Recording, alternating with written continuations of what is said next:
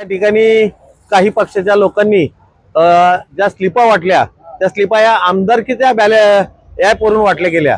त्यामुळं ज्या लोकांनी त्या स्लिपा घेऊन आल्या त्या लोकांना अतिशय नंबर शोधायला त्रास झाला। ते काही ते लोक परतही गेले आणि पुणे महापालिकेच्या या निवडणुकीमध्ये बीएलओ बाहेर बसायचे आणि अशा लोकांना मदत करायची। या वर्षी बीएलओच रद्द केले आणि एकही सरकारी अधिकारी किंवा कर्मचारी मतदारांना मार्गदर्शन करायला त्या ठिकाणी उपलब्ध नव्हता।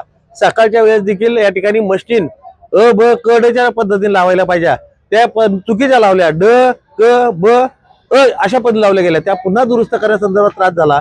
मध्यंतरी नागरिकांना गोंदियानगरची एक पेटी 28 नंबरची बंद पडली अर्धा तास, तोही अर्धा तास त्यांनी वाढून द्यायला पाहिजे होता।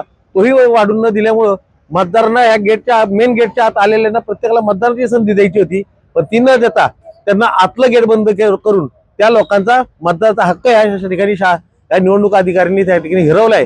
त्याचा मी या ठिकाणी जाहीर निषेध करतो।